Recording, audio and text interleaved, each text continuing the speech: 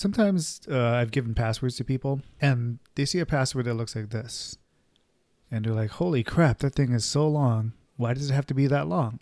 There is actually a philosophy behind this. This kind of password is known as a passphrase, which you may have heard the term before. Specifically, it's based on this concept called diceware. So in Wikipedia, this article about diceware explains basically how it works. But the idea is that passwords are hard to remember, right? Good passwords, I should say. So a lot of times you'll see recommendations, and a lot of the sites, when you're creating a password, it will enforce password strength. And the way they do that is by telling you, well, it has to have one uppercase letter and 2 numbers and 4 special characters. And like, nobody can remember passwords that look like that. And that's what causes people to create bad passwords. Short passwords or passwords with, they'll do what they think is clever things like replacing O's with zeros or replacing E's with 3's or whatever, substituting letters with numbers that look like the letters. And basically that's completely useless to do that, because the password cracking software that exists out there, it knows about those things.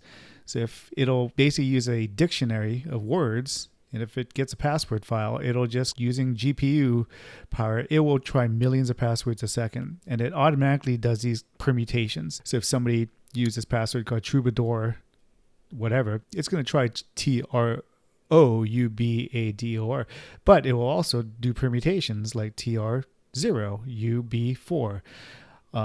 So you're not being clever by making substitutions like that, because password cracking, when I was a kid 25 years ago, when I was curious about this stuff and I was cracking passwords, even back then, the software was able to do that. And it was a lot slower to crack passwords back then. Now you can literally crack millions of passwords a second using GPUs and distributed computers and things like that. So basically, you're not fooling anybody by making passwords that look like that. What makes a password secure is not the inherent complexity of the letters. It's not the randomness per se. What makes passwords secure is length. And in the encryption business, they call it entropy. This is a famous comic by XKCD that is commonly referred to when we're talking about passphrases. And this is the example passphrase that they use: correct horse battery staple. It's a lot easier to remember that than a password that looks like this. But this is inherently more secure because it has more characters.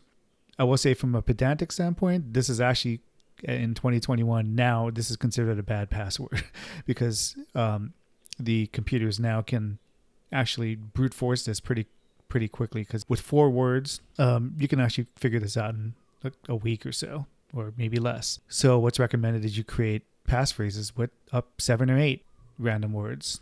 And so this kind of goes against what was traditionally, you're told, don't use dictionary words that exist in the dictionary, which is generally a good idea.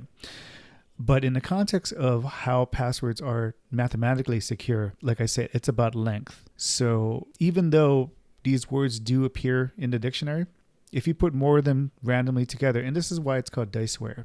So there's this word list called diceware. So you can see there's thousands of words, and they have a number next to them, 5-digit numbers. So the idea of diceware is the conceptual idea is you have 5 dice. You roll them randomly. Whatever numbers come up, in this case, you have 4, 1, 2, 5, 6. You would go 4, 1, 2, 5, 6. That would be your password for that roll of the dice. Okay. So the reason why you do that is you want to pick these words completely at random. You don't want to choose the words by yourself. That eliminates kind of the human factor in generating passwords. So the idea of this diceware is you roll this set of dice many times. In this case, you would have rolled the dice 4 times, but it's recommended that you roll it up to 7 or 8 times now. And doing it that way ensures that the passphrase is secure for at least the next 30 or 40 years, maybe, possibly even more. And so the reason why you do something like this, right, is you could, and I do, for accounts that I don't access frequently and accounts I really don't care about, I will just generate this is one password, and you can choose how to generate passwords. A lot of times I'll just do that. And a lot of times there are sites that will not allow you to enter passwords that look like this. Unfortunately, they have a misguided notion that if you have all lowercase letters and no numbers and special characters, that your password is inherently insecure, and that's simply not true. But for those passwords that do not allow you to create passwords like that, I will just create a random password, and if the site says maximum 21 characters, I'll just dial up 21, and then if the site requires their symbols or if it requires numbers, I'll enter like that. So that's fine, right? Because usually I very infrequently need to access that.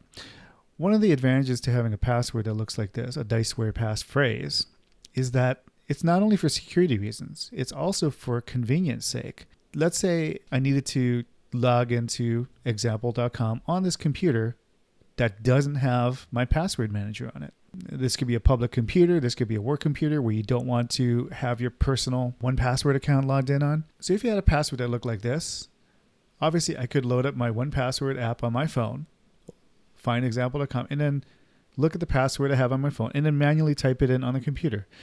But that is a super pain in the ass, right?